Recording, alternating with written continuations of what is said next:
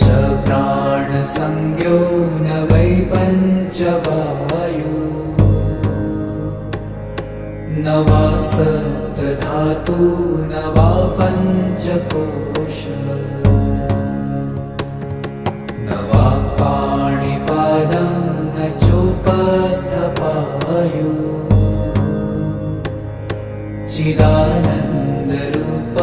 शिवोऽहं शिवोऽहम्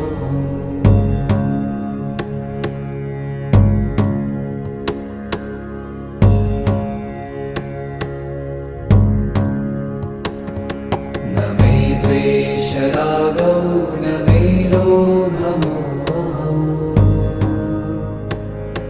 मदो नैव मे नैव मात्सर्यभावः